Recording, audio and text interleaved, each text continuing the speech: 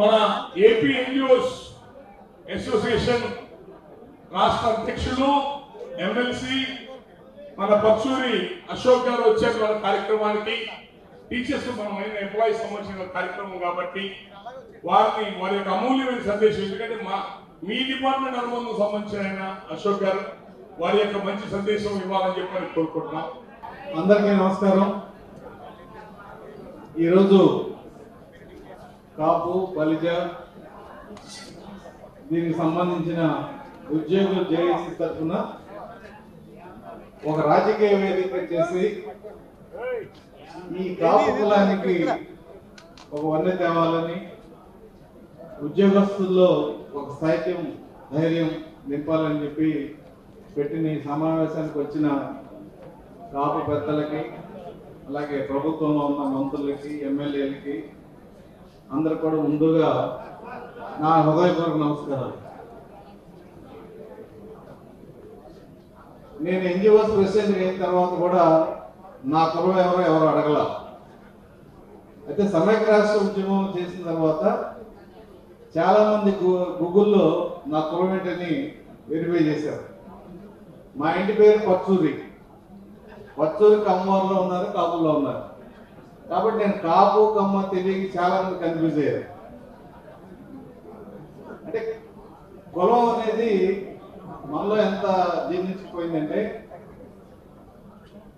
ఒక సైకాలజిస్ట్ చెప్తాడు, ఏం చెప్పాడంటే 1969లో చంద్రుడి మీద మానవుడు కాలు మోసినప్పుడు వాళ్ళ పార్టీని జెండా పక్కన ఏం రాశారంటే so and so from the planet earth, అంటే భూగ్రహం నుంచి చంద్రగ్రహం వచ్చారని. అంటే అప్పుడు గ్రహాల ఆధారం.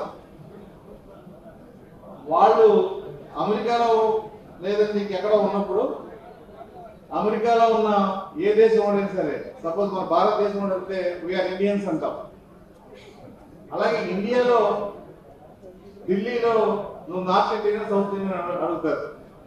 మన సౌత్ ఇండియాలో మన రాష్ట్రంలో ఉంటే నువ్వు రాయలసీమ, ఉత్తరాంధ్ర, కోస్తాంధ్ర అని అడుగుతారు. పోనీ అది కూడా పోయి ఏదో కృష్ణా జిల్లా, గుంటూరు జిల్లాలో ఉంటే నీ దేవుడిని అడుగుతారు. ఆ ఊళ్ళో కూడా ఉందాం అనుకుంటే నీ దేవ కులం అని అడుగుతారు.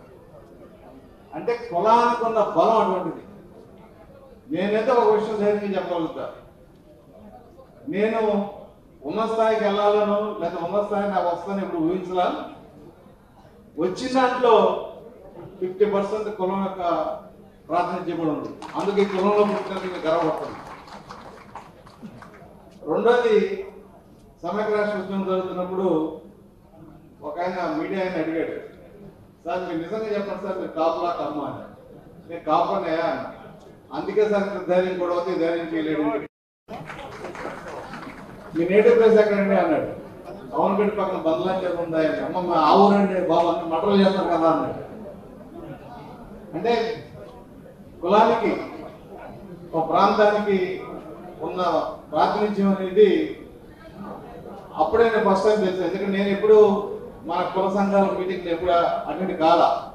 ఎందుకంటే ఉద్యోగ సంఘాల నాయకులుగా అన్ని కులాలను సమానం భావిస్తుంది. ఇవాళ పొలిటికల్ దీంట్లో వచ్చాను కాబట్టి దీనికి కొంత మన హెల్పింగ్ హ్యాండ్గా ఉండాలనే ఉద్దేశంతో నేను రావడం జరిగింది.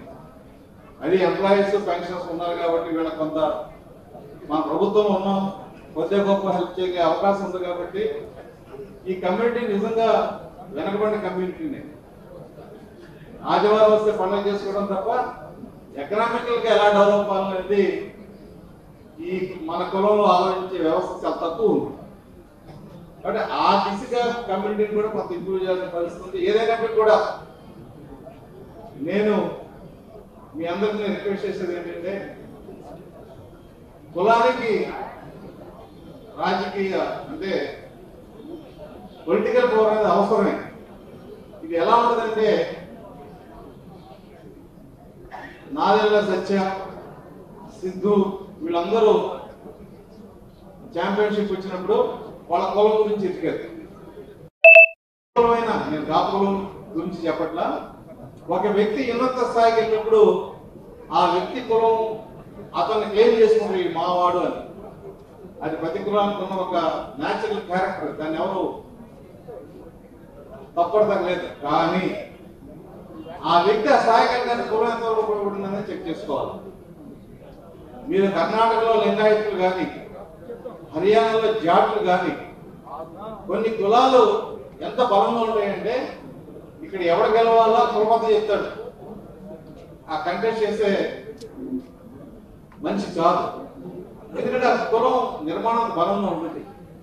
మన కులం కూడా మన పర్సంటేజ్ ఎక్కువ ఉన్నాం. నాకు తెలిసి రాధారంగ తర్వాత ఇవాళ పవన్ కళ్యాణ్ గారి ద్వారా ఈ కాపు కులానికి గుర్తింపు వచ్చింది. 2021 లోకల్ బాడీస్ ఎలక్షన్ జరిగినప్పుడు ఆ రోజు మేమంతా పొలిటికల్ మీటింగ్ పెట్టినప్పుడు చంద్రబాబు నాయుడు గారు స్పష్టంగా అడిగాడు, మన జనసేనతో కలవాలా వద్దా అనేది మీరే చెప్పండి. ఈ కలవడం అనేది ఇక్కడితో ఆగదు. రేపు జనరల్ ఎలక్షన్ కూడా వెళ్ళాలి. జనరల్ ఎలక్షన్కి వెళ్ళాలంటే కొన్ని సీట్లు వాళ్ళకి ఇవ్వాలి. నేనేమో నానేమోనంటే కుదరదు. కాబట్టి ఇవాళ మీరు వేసే బీజం ఇది చెట్టు అయ్యి కాయలు కాదు, నాకు అందులో సందేహం లేదు. కానీ మీరు స్పష్టంగా రాజకీయంగా బెనిఫిట్ అనుకుంటే కలుద్దాం అని చెప్తే అందరు కలుద్దాం ఉన్నారు. అందుకే ఆ రోజు పంచాయతీ ఎలక్షన్స్ లో జనసేనతో కలిసి మనం కంటెస్ట్ చేయడం జరిగింది. తర్వాత ఆయన కూడా చాలా మ్యాగ్నానమస్ గా సీట్ల విషయంలో ఇబ్బంది పెట్టకుండా నిజాయితీగా, నేను పవన్ కళ్యాణ్ గారిలో చూసిన మొదటి లక్షణం ఏంటంటే నిజాయితీ. ఆయన రాజమండ్రి జైల్లో బయట మాట్లాడిన మాటలో ఒక రాజకీయ నాయకుడు ప్రతివాడు కూడా వాటిని ఏదైనా ఒక్కసారి నెలలో ఒకసారి చదువుకోవాలి. అంటే ఒక మాటలో నిజాయితీ, దాని అమలు చెప్పిన ఎలా ఉండాలన్న దాని మీద ఆయన చెప్పిన ఆ నిజాయితీ. ఆయన ఎప్పటికీ ఎలా ఉంటారంటే ఈ నామినేటెడ్ సీట్ల విషయంలో వస్తే అది మేము ఎక్కువ కూర్చొని మాట్లాడడం తప్ప మీరెవరు మాట్లాడి వస్తే కావద్దని చెప్పాడు. బట్ అటువంటి కాంబినేషన్ లో ఇవాళ రాష్ట్రం 164 సీట్లు వచ్చినాయి అంటే జగన్ మీద వ్యతిరేకత వేరు, మనం కలిసి పనిచేయడం వేరు. ఈ కాంబినేషన్ చిరకాలం ఉండాలని చెప్పి నేను మనస్ఫూర్తిగా కోరుకుంటున్నాను. రాజకీయ భవిష్యత్తు మనం చెప్పలేదు. ఇక ఉద్యోగుల విషయాలు వస్తే లీడర్షిప్ అనేది కులం పెట్టి రాదు. ఫలానా వాడు నేను ఎన్జిఓస్ ప్రెసిడెంట్ అనేది చాలా మంది కూడా కాపు సంఘాలను పిలిచి సన్మానిస్తాను. కానీ నేను పోలా. ఎందుకంటే ఎన్జిఓ సంఘ ప్రెసిడెంట్ గా I belong to all communities, not only Kapu or otherwise. కాబట్టి అది బ్యాలెన్స్ చేసుకుంటూ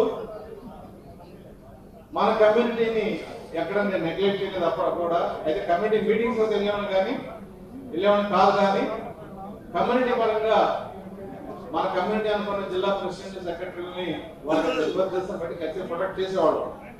ఇప్పుడు కూడా నేను ఎంప్లాయీస్ రిక్వెస్ట్ చేసేది ఏంటంటే ఒక కులం గట్టిపడాలంటే, ఒక కులం అభివృద్ధి చెందాలంటే మనం ఒక అమెరికా పంపిస్తే కులం అభివృద్ధి చెందదు. Reciprocal system. ఇవాళ కాపు కార్పొరేషన్ ద్వారా 10 లక్షల నుంచి అమెరికా పంపిస్తున్నామండి. కుర్రాడు ఎంఎస్ అయిపోద్ది, జాబ్ చేస్తూ ఉంటాడు. అతను కులానికి చేసిందేంటి? అతను అన్నం కూడా చదివించాడా? అలా చేసిన కులం డెవలప్ తప్ప మనం 10 మందికి లోన్లు ఇప్పించాము లేదంటే 10 మందికి ఇచ్చేసామంటే కులాలు డెవలప్ కావు. మీరు కర్ణాటకలో లింగాయత్ హిస్టరీ తీసుకోండి, ఇంకా కొన్ని రాష్ట్రాల్లో కొన్ని కులాలు హిస్టరీ తీసుకోండి. వాళ్ళు 25-30 సంవత్సరాలు కష్టపడితేనే కులాలు స్టెబిలైజ్ అయినాయి. కుల సంఘాలు కూడా గట్టిపడాలంటే కొంతమంది నాయకత్వం వహిస్తే ఆ నాయకత్వం పూర్తి జీవిత కాలం కష్టపడితే తప్ప కుల సంఘాలు ఒక స్టేజ్కి రావు. ఇది వాస్తవం. నాకు ఈయనతో నచ్చలేదని చెప్పి నేను సంఘం పెట్టుకుని ఆయనతో నచ్చలేని వేరే సంఘం పెట్టుకుంటే కులం ఎప్పుడు డెవలప్ కాదు. కాబట్టి యూనిటీ, ఆ యూనిటీ అనేది లేనప్పుడు 100 ఏళ్ళున్నా కూడా కులాలు ముందుకు రాలేవు. ఇది బట్టి వాస్తవం. నేను అటు సమగ్ర రాష్ట్ర ఉద్యమంలో కానీ ఎన్జిఓ ప్రెసిడెంట్ కానీ ఇప్పుడు పొలిటికల్ గా నేను తెలుగుదేశం నుండి గమనించిన వాస్తవం ఇది. ఏ కులం వద్ద యూనిటీగా ఉంటుందో, ఎందుకు ఎంఐఎం హైదరాబాద్ లో 7 సీట్లు ఖచ్చితంగా ఎందుకు గెలుస్తుందంటే యూనిటీ. వాళ్ళు చిన్న కమ్యూనిటీ కాబట్టి బలంగా ఉన్నారు. కాబట్టి ఆ యూనిటీ అనేది కులాల్లో లేకపోతే కులాలు సామాజికంగా బలం ఉన్నా పొలిటికల్ గా రాలేవు. రెండోది కులాలకి ఎవరైతే కులం ద్వారా బెనిఫిట్ పొందారో వాళ్ళు మళ్ళీ తిరిగి కులానికి ఏదైనా ఇచ్చే ఏర్పాటు చేయకపోతే ఇది ఎక్కడో ఒకటి ఆగిపోతుంది. మరి ఈ రెండు అంశాలని మరి పెద్దలు, ఎందుకంటే నేను ఎప్పుడు కుల సంఘాల్లో నేను ఎప్పుడు లేను, ఇప్పుడు ఉండాలని కూడా నేను అనుకోవట్లా. ఎందుకంటే దీని గురించి జీవితాలు కోరుకున్న వాళ్ళు చాలా మంది ఉన్నారు.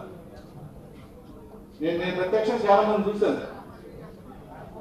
కాబట్టి అలా ఇబ్బంది పడకుండా పెద్దలు దీన్ని నిస్వార్థంగా చేయగలిగిన వాళ్ళు, రాజకీయంగా అనుసంధానం చేయగలిగిన వాళ్ళు మరి ఇటువంటి జేఏసీని ముందుకు నడిపిస్తే దానికి కావాల్సిన సహాయ సహకారం ఏం కావాలన్నా కూడా నేను పదవిలో ఉన్నా లేకపోతే మీకు అందించగలుగుతానని చెప్పి మీకు మాటిస్తూ ఈరోజు దీన్ని పిలిచి కాపు పల్లె ఉద్యోగులు పెన్షనర్స్ కి ఏదైనా సమస్యలు ఉంటే ఖచ్చితంగా you can come to me. అలాగే ఉద్యోగ సంఘాలు ఉన్నాయి, అక్కడికి వెళ్ళండి. అక్కడ కాని పక్షంలో పొలిటికల్ గా మీకు హెల్ప్ కావాలంటే, అంటే నాకు ట్రాన్స్ఫర్ కావాలంటే, నాకు ఫోకస్ సీట్ కావాలంటే నేను సపోర్ట్ చేయను. కానీ మీ న్యాయమైన డిమాండ్ ఏదైనా ఉండి ప్రభుత్వంలో మీకు కాకపోతే ఖచ్చితంగా నా దగ్గర ఉండి I'm ready to help you at any time. ఈ అవకాశం మరొకసారి మీ అందరికీ ధన్యవాదాలు చెప్తూ సెలవు తీసుకుంటున్నాను. Thank you.